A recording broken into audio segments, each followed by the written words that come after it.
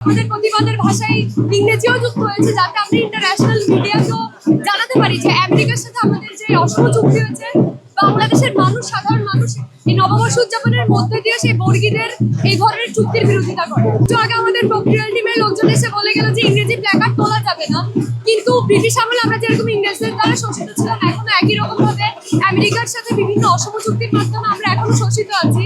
সেই জায়গা থেকে আসলে আমাদের প্রতিবাদের ভাষায় ইংরেজিও যুক্ত হয়েছে, যাতে আমরা ইন্টারন্যাশনাল মিডিয়াকেও জানাতে পারি যে আমেরিকার সাথে আমাদের যে অসম চুক্তি হয়েছে, বাংলাদেশের মানুষ, সাধারণ মানুষ এই নববর্ষ উদযাপনের মধ্যে দিয়ে সেই বর্গীদের এই ধরনের চুক্তির বিরোধিতা করে।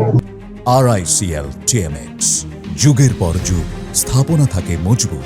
একটা গণ অভ্যুত্থানের পরে আসলে গণতন্ত্রের পুনরুত্থান হওয়ার আকাঙ্ক্ষা গত 2 বছরও ছিল, কিন্তু সেটা আসলে বাস্তবায়ন হয় নাই, সেটা সাধারণ মানুষ দেখছে।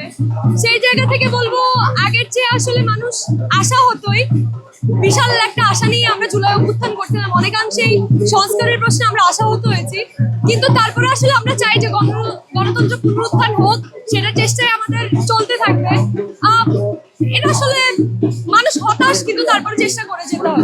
গ্রামের বৈশাখ বলতে স্কুল থেকে হচ্ছে আমাদের একটা প্রোগ্রামে নিয়ে যাওয়া হতো, এলাকার যে কিশোর সংগঠনগুলো থাকে তাদের, ওইখানে সবাই এক রকমের শাড়ি পরে আমরা স্টেজে গান টানও করেছি। এলাকার মেলাগুলোতে আসলে ছোটখাটো বিভিন্ন রকম দোকানপাটি থাকে, যেগুলো আমরা আসলে সারা বছর দেখি না, সেটার এক্সাইটমেন্ট এখনের চেয়ে আসলে আলাদা ছিল। তবে গ্রামের মতো আসলে তো ঢাকায় ওভাবে উদযাপন হয় না বন্ধু বান্ধব। তারপরে এবারের বৈশাখের আমেজ অন্যবারের চেয়ে অনেক বেশি বলা যায়।